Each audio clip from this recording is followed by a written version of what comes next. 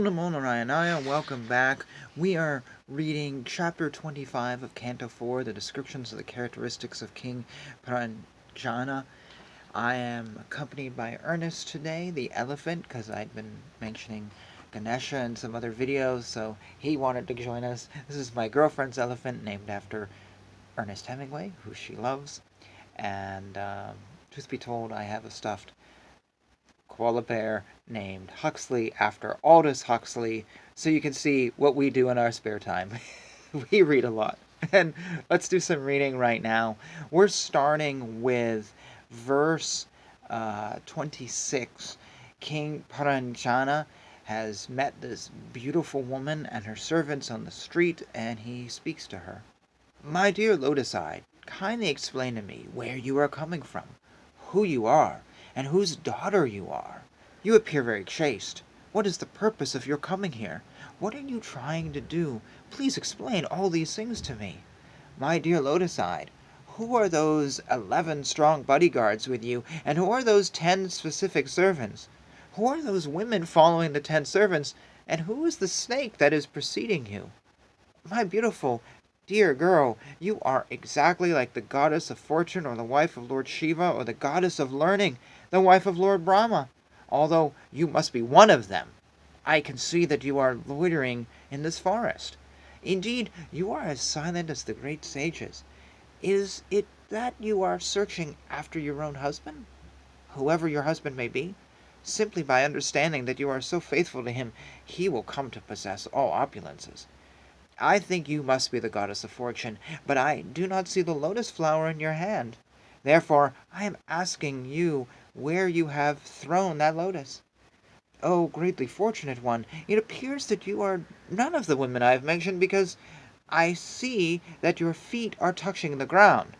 But if you are some woman of this planet, you can, like the goddess of fortune, who accompanied Lord Vishnu, increase the beauty of the Vaikuntha planets, also increase the beauty of this city by associating with me. You should understand that I am a great hero and a very powerful king. Certainly your glancing upon me today has very much agitated my mind. Your smile, which is full of shyness, but at the same time lusty, is agitating the most powerful Cupid within me. Therefore, most beautiful, I ask you to be merciful upon me. My dear girl, your face is so beautiful, with your nice eyebrows and your eyes and your bluish hair scattered about. In addition, very sweet sounds are coming from your mouth. Nonetheless, you are so covered with shyness that you do not see me face to face. I therefore request you, my dear, to smile and kindly raise your head to see me. Narada continued his story. When the king became so attracted and impatient to touch the girl and enjoy her, the girl also became attracted by the words and accepted his request by smiling. By this time she was certainly attracted by the king. She spoke. O best of human beings, I do not know who has begotten me. I cannot speak to you perfectly about this, nor do I know the names or the origin of the associates with me. Great hero, we only know that we are existing in this place. We do not know what will come after. Indeed, we are so foolish that we do not care to understand who has created this beautiful place for our residence. My dear gentlemen, all these men and women with me are known as my friends, and the snake, who always remains awake, protects this city even during my sleeping hours. So much I know. I do not know anything beyond this. Killer of the enemy, you have, somehow or other, come here. This is certainly a great fortune for me. I wish all auspicious things for you. You have a great desire to satisfy your senses, and all my friends and I shall try our best in all respects to fulfill your desires. My dear lord, I have just arranged this city of 9 gates for you, so that you can have all kinds of sense gratification. You may live here for 100 years, and everything for your sense gratification will be supplied. How shall I expect to unite with others, who are neither conversant about sex, nor capable of knowing how to enjoy life while living or after death? Such foolish persons are like animals, because they do not know the process of sense enjoyment in this life and after death. In this material world, a householder's life brings all kinds of happiness in religion, economic development, sense gratification, and the beginning of children, sons and grandsons. After that, one may desire liberation as well as material reputation. The householder can appreciate the results of sacrifices, which enable him to gain promotion to superior planetary systems. All this material happiness is practically unknown to the transcendentalists. They cannot even imagine such happiness. According to authorities, the householder life is pleasing not only to oneself, but to all the forefathers, demigods, great sages, saintly persons, and everyone else. A householder life is thus beneficial. My dear hero, who in this world will not accept a husband like you? You are so famous, so magnanimous, so beautiful, and so easily gotten.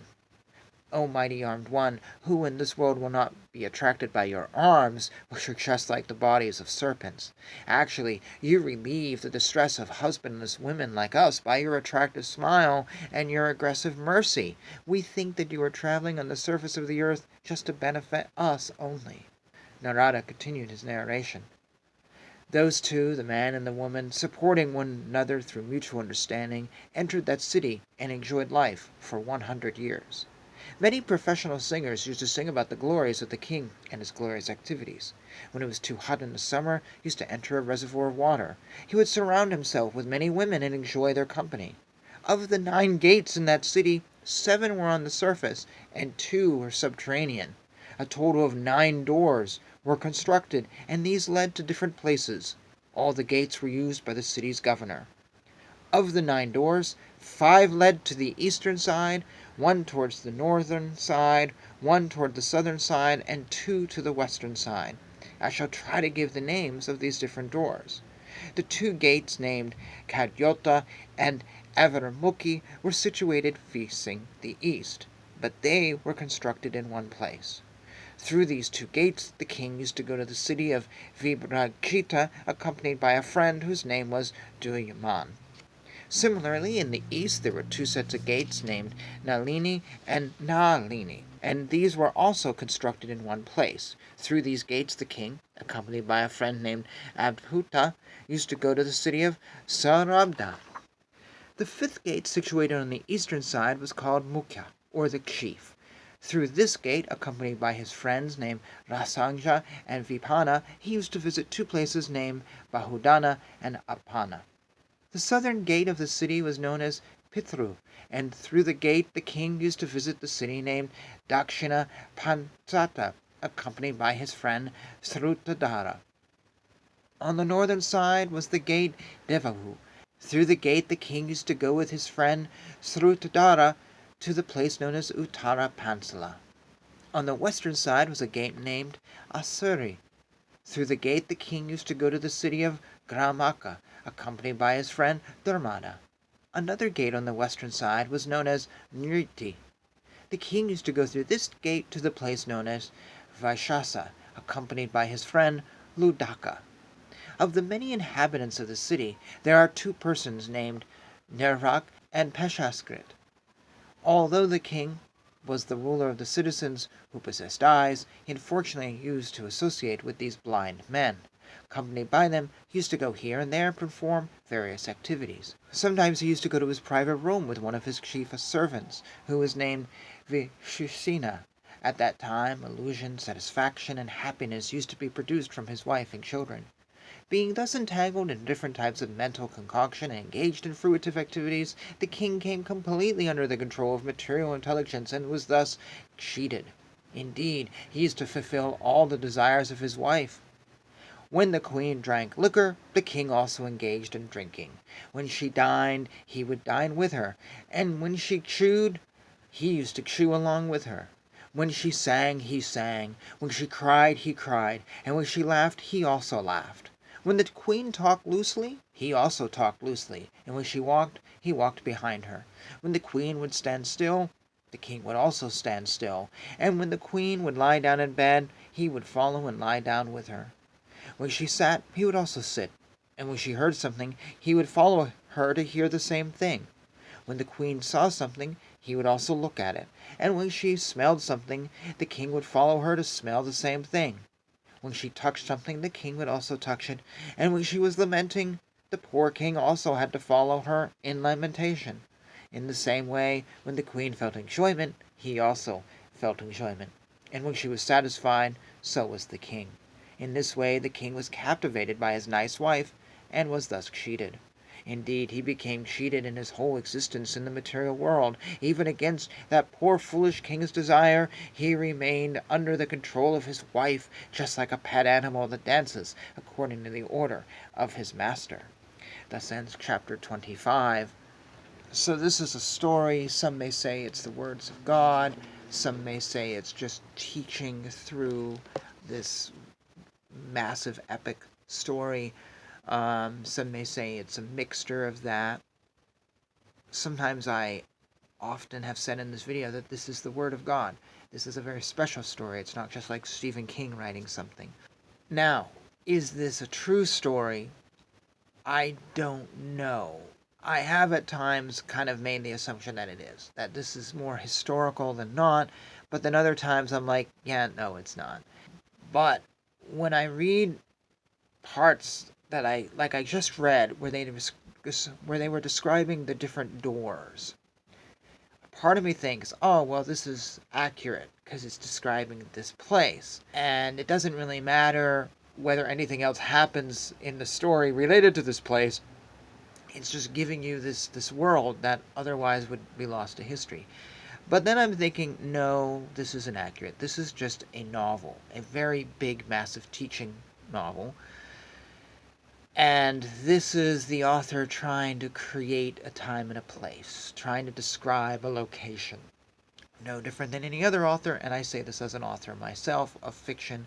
I know I spend time trying to create a place to put my reader. So I look at that and I go, okay, that's what it is. And then I think from that point of view, this is really not great writing. Because you're naming all the gates, which is fine. And then you're naming where they go, which is fine. And you're naming the friends that accompany the king. But what point is what are we going for? What does it matter who he accompanies? Will we ever see these people again? And if so, why are you giving us these names? There's no point to this. Now, to turn into Christianity for a second, because so many people watching this probably know the Bible on some level. We often look at the chapter in Genesis. This person begot that person, begot that person, begot that person. And how many jokes have been made about that chapter, who knows? And how many people have said, yeah, I didn't read the list, I just looked for when the word begot vanished. I've read the Bible a couple times, both on my own and in school. And I never got that chapter because it was just like, begot, begot, begot, begot, begot, begot. This is stupid.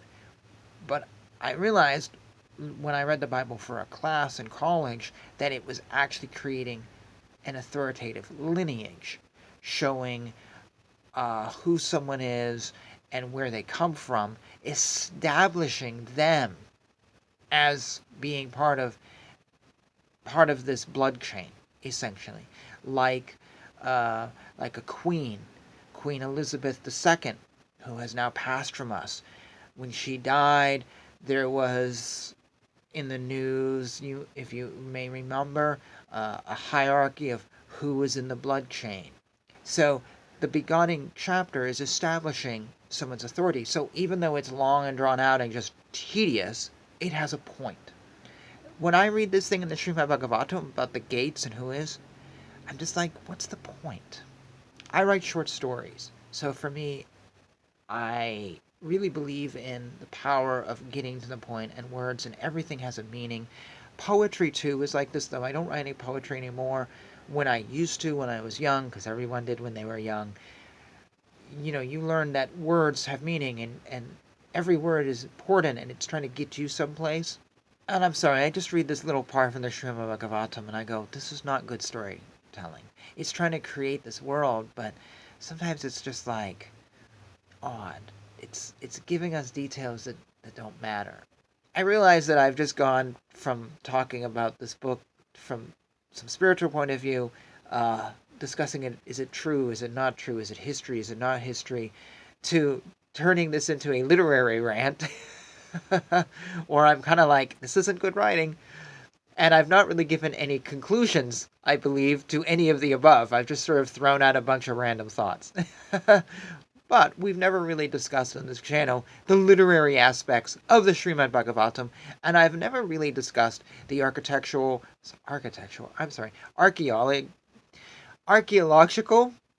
It's time to wrap up the video if I'm messing up the words. So we'll get done here. The archaeological aspects or the historical aspects, or is this true or is it not? We've never discussed that. And now I'm messing up my words, and the discussion could probably keep going another hour, but this is a good time to stop. So I'm going to open the floor to you and go, please tell me what you think about this. Is this the Word of God? Is this not? Is it accurate? Is it historical? Is it semi-historical?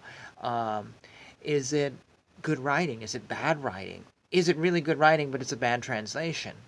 I don't know.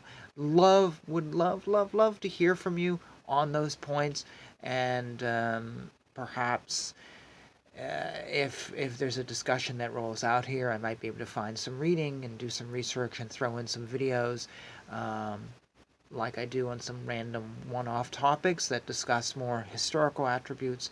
That would be really cool. Anyways, floor's open to you. Thank you for hanging out through this ramble with me and Ernest, and until next time, Hare Krishna, Krishna Krishna, Hare Hare, Hare Rama, Rama Rama, Hare Hare.